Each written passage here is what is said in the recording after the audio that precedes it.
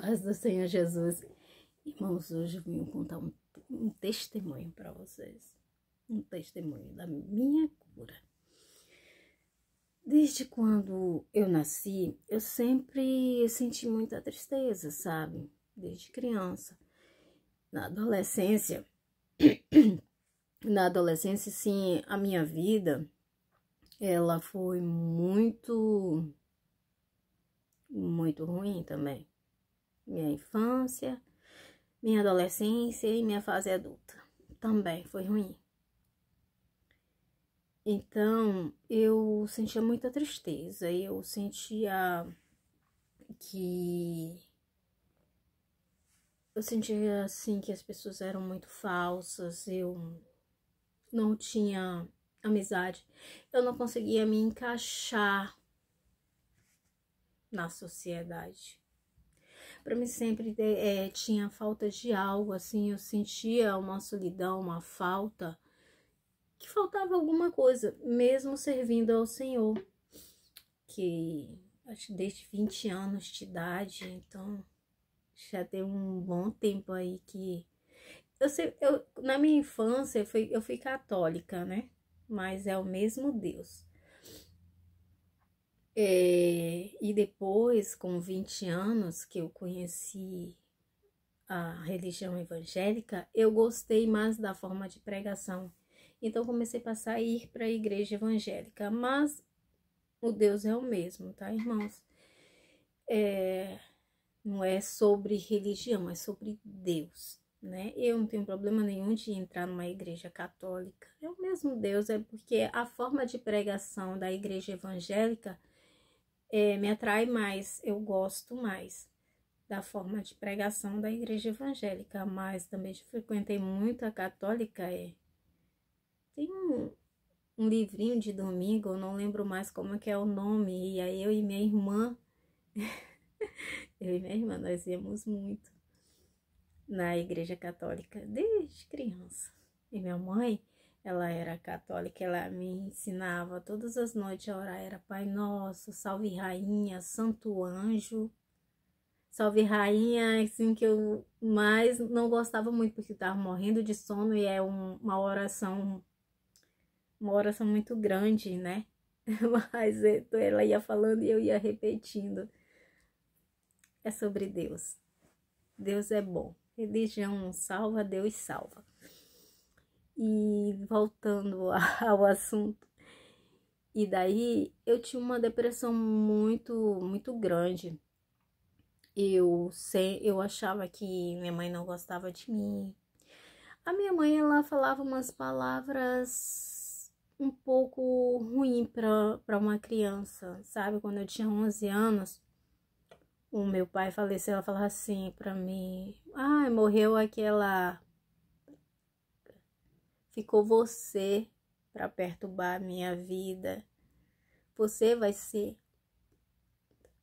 igual a suas tias, igual a sua avó. Você não vai dar para que presta."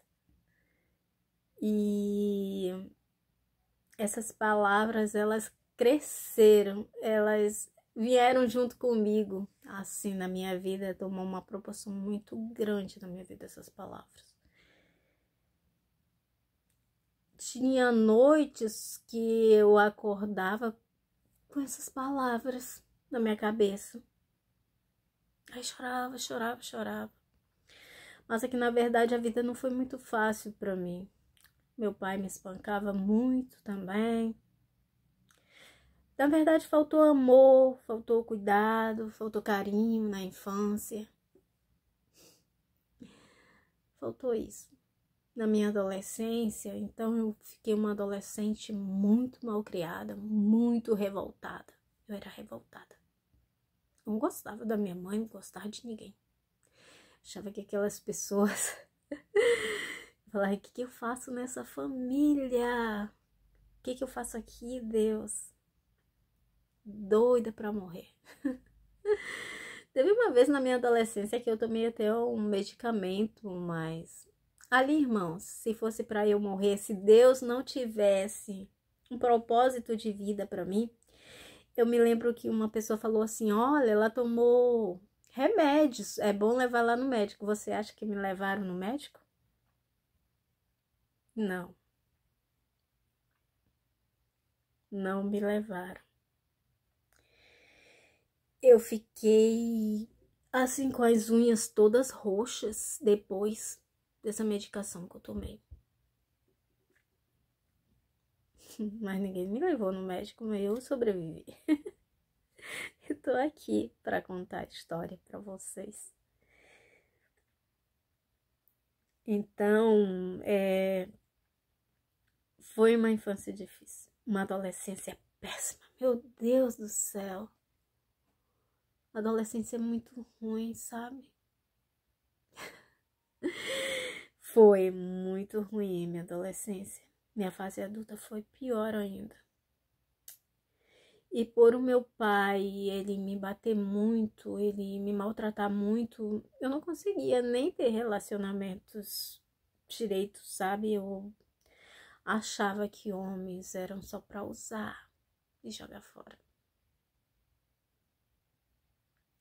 Eu não entendi, assim, quando eu fui ao psicoterapeuta, ele me ajudou a entender uma coisa que eu nunca tinha entendido.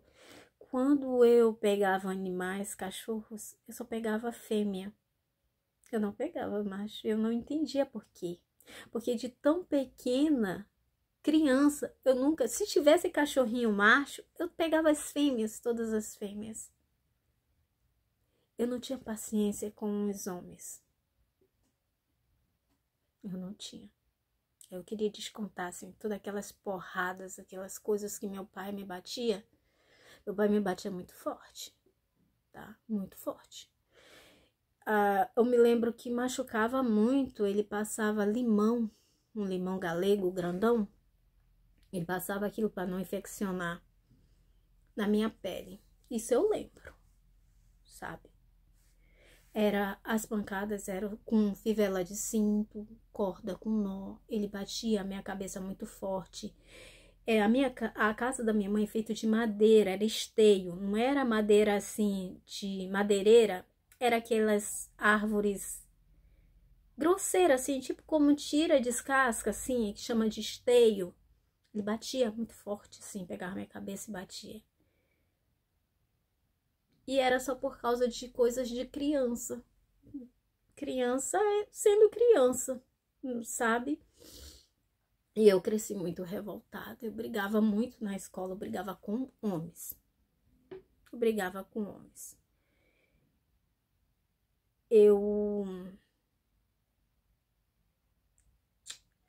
E daí eu não conseguia, assim, ter amizades também.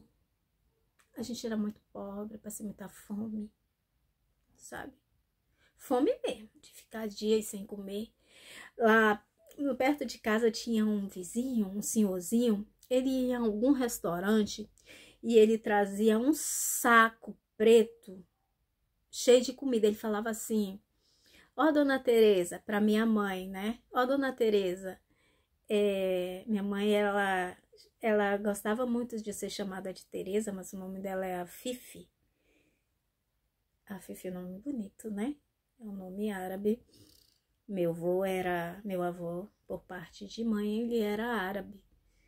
Por isso que nós temos o sobrenome de Saabo. E aí ele falava assim: ó, dona Tereza, trouxe essa comida aqui para os seus cachorros. Que cachorro, nada. Acho que ele até sabia que era para nós. Nossa casinha era mais humildezinha, mais simplesinha assim. E a gente tirava aqueles tomates azedo que tinha ali no meio. A gente nem sabia que era resto de restaurante. Eu vim saber depois de adulta, porque quando eu comecei a trabalhar, eu vi o saco preto nos lixos. E aí eu falei, nossa, a gente comia era resto de restaurante. E era uma comida gostosa, né? Cachorro não dava para os cachorros, sobrava muito pouco para os cachorros, porque não tinha pra gente. E, e era muito gostoso, aquela comida era boa. Roupas, geralmente doava, era uma briga assim no meio da sala para pegar roupas doadas. Assim, teve coisas boas também na minha infância, a gente tomava banho de bueiro, sabe, os bueiros abertos, a gente desviava de cocô. a nossa mãe não era muito preocupada se hoje a gente tá vivo pela graça de Deus, porque a minha irmã era muito pequenininha, magrinha, ela segurava que eu era mais pequena ainda, assim, dentro do bueiro. Aí ela falava, ó, lá vem o cocô, mana, desvia, e eu tão pequenininha ali, e ela me segurava, ela cuidava de mim. No entanto, assim, que essa minha irmã, assim, como ela tinha tanto esse cuidado comigo, eu peguei um amor por ela, assim, como mãe, sabe? Para mim, ela era minha mãe. E ela realmente, assim, cuidou de mim. Quando ela passou a trabalhar, ela me dava umas mesadas para eu comprar umas coisas para mim. As pessoas não gostavam que ela me dava, sabe? Porque eu era uma adolescente mal criada. Então as pessoas, elas não gostavam que minha irmã me dava essa mesada, mas ela me dava e eu gostava. Eu comprava roupa só para mim, não, eu comprava roupa para ela também, com a mesada que ela me dava. Gratidão.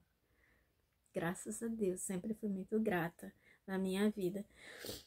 E, e aí, irmãos, a minha vida não foi muito fácil.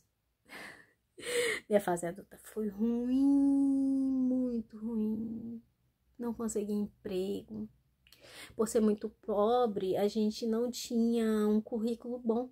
Era um currículo só com os dados pessoais, não tinha curso, não tinha mal um estudo. Porque eu comecei muito tarde na escola e eu reprovava muito, porque eu não tinha alfabetização. Então eu reprovei muito, sabe? Mas assim mesmo. E daí, na fase adulta, essas palavras que minha mãe falava na minha infância, elas ficavam na minha cabeça, sabe? Fora as outras coisas que aconteceram porque, por eu ser uma adolescente mal criada, findou que as pessoas me julgavam muito e me desprezavam um pouco mais, sabe? Mas às vezes quando um adolescente ele é mal criado, ele assim, ele só quer chamar atenção, ele quer carinho, ele quer amor, quer ser compreendido. Só que as pessoas elas não entendem, não é verdade? Eles não compreendem não. Mas não tem problema. Hoje eu já sou uma mulher, já sou adulta, já tô até na terceira idade e tá tudo tranquilo, não tem problema. E daí minha fase adulta foi muito ruim, sabe? Eu tinha muito preconceito de ir em psicólogo, em psiquiatra. E uma vez, por um desentendimento no meu trabalho, o meu patrão marcou para mim. E eu me encontrei nesse psicoterapeuta. Quando eu cheguei lá, eu não cheguei só com os problemas do ambiente de trabalho, assim, sabe? Mas não é que eu causava, não. É que eu tinha que me defender. No meu ambiente de trabalho, eu nunca fui de agredir, mas de me defender, sabe? Sempre tive que me defender muito, porque eu sempre pedi, né? Essa pessoa, eu pedi para ele parar, porque tava uma coisa chata já. Sempre quando eu chegava no trabalho tinha sabonete de motel, com o meu celular, gente, eu era tão pobre que não tinha crédito. E os bips que dava era mensagem de cobrança. Aí ele falava bem assim, ó, é o bofe, você vai para um hotel. Ó, é o bofe. Sempre ele falava assim que era um bofe. Sempre essa palavra. E aquilo tava me irritando muito. Então eu falei para ele assim, falei o nome dele, que eu não vou falar aqui, falei para ele parar, por favor, que estava me incomodando, estava vivendo uma vida, sabe? Tentando me encontrar, tentando sair de pessoas que me colocavam para baixo, de pessoas que me destruíam, de pessoas que falavam mal de mim. E eu pedi para ele parar e ele se chateou. Ele falou que eu era igual as colegas de lá do trabalho. E eu me ofendi. E eu peguei e ofendi ele também, começou uma briga. E aí o meu patrão, ele marcou um psicoterapeuta para mim. Eu acho que foi bom assim, sabe? Foi muito bom. Quando eu cheguei lá no psicoterapeuta e comecei a contar, já comecei a contar da minha infância, porque eu precisava contar, e ele falava, te entenda, opa, encontrei o paraíso. Eu queria alguém que me entendesse, eu não tinha ninguém para conversar. Eu não tinha ninguém. Eu tinha pessoas para me julgar, para me humilhar, para me maltratar, para me deixar mais para baixo.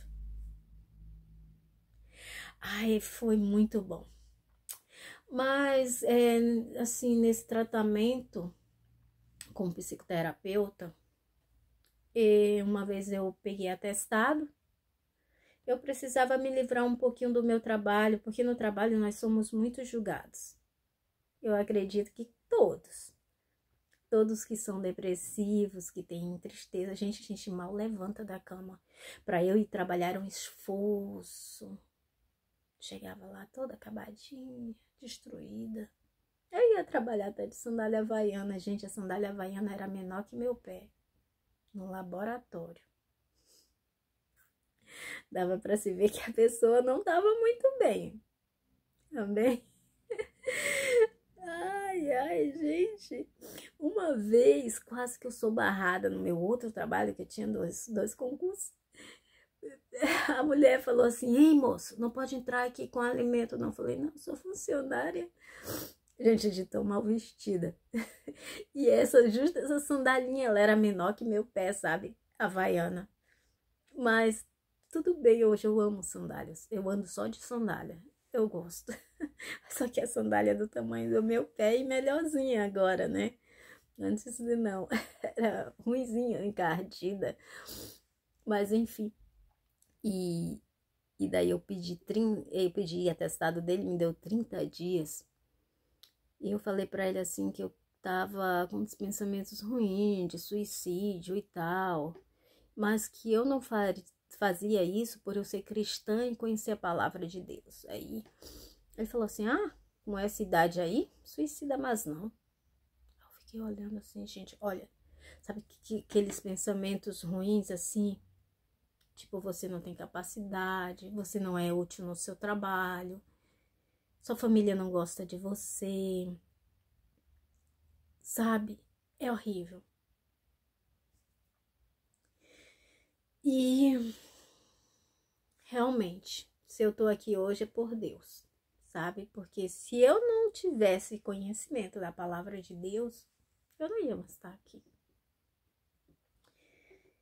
E se Deus não tivesse um propósito sobre a minha vida também, eu não iria estar aqui. E daí, quando eu voltei desses 30 dias de atestado médico, gente, eu não saía. Eu fugia das minhas amigas, das minhas colegas da faculdade. Eu dava umas fugidinhas. E daí uma vez eu falei pro médico, eu tive que fugir. Minha amiga falou que ia lá e eu fugi pra não ver ela. Porque eu tava com muita dor, sabe? Era uma dor, uma tristeza muito grande, eu não queria ver ninguém. E aí ele falou assim, mas você tem que falar, tem várias formas de falar. E ele ia dando umas soluções pra minha vida, então isso me ajudava muito. E daí eu falei e elas compreenderam, não ficaram chateadas, compreenderam, graças a Deus, são pessoas maravilhosas. São pessoas que eu não convivo, mas são pessoas que se eu precisar, elas estão ali, sabe? São pessoas maravilhosas, essas minhas colegas. E daí, quando eu voltei com esses 30 dias, ele falou bem assim pra mim, ó. E aí, férias boas, hein? Curtiu as férias? Ai, aquilo mexeu comigo. Mexeu.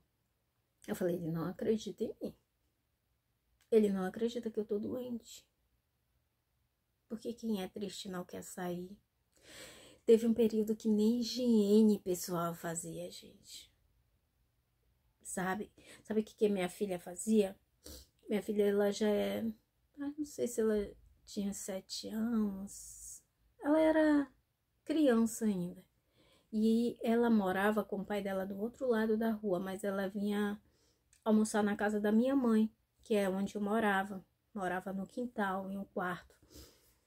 E daí ela vinha e trazia todos os dias um pratinho de comida para mim. Eu só abria assim a beirinha da porta e pegava aquele pratinho. Às vezes me alimentava, às vezes comia menos. E ali eu ficava, sabe? Tinha uns medicamentos fortes que tinha que tomar, que dava muito sono. Não tinha nem como levantar. E ali eu ficava. Eu não saía. Eu não saía. E aí, quando o médico falou isso pra mim, eu falei, não acredito em mim. Eu me senti humilhada. Falei, meu médico que eu conto as coisas. O meu médico que eu contei tudo da minha vida, toda a minha dor. Não acredita em mim.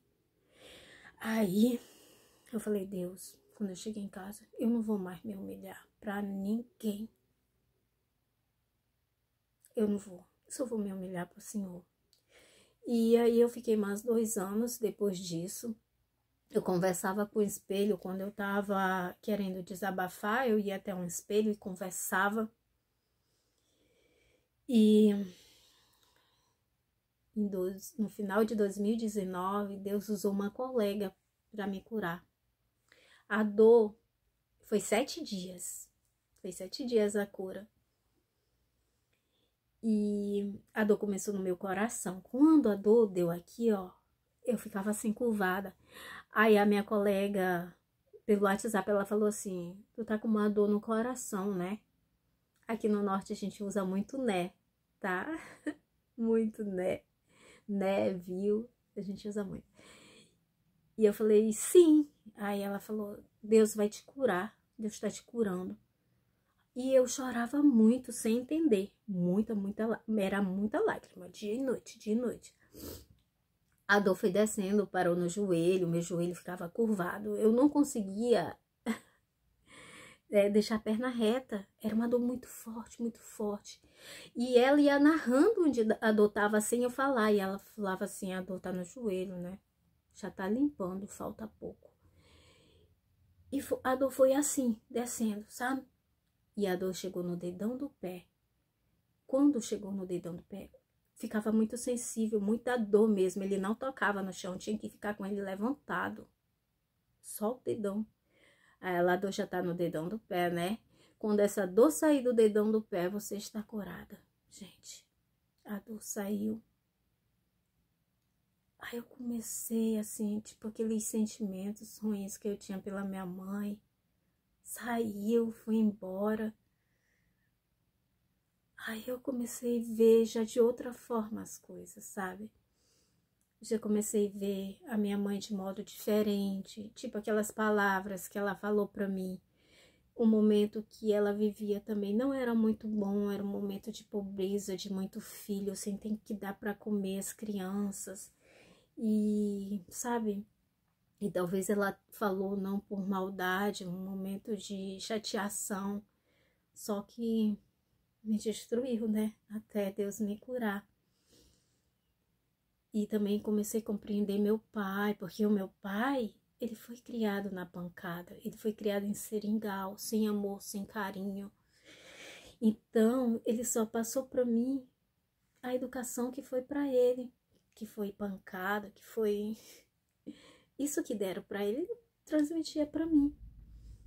Hoje eu entendo dessa forma, mas antigamente eu não entendia.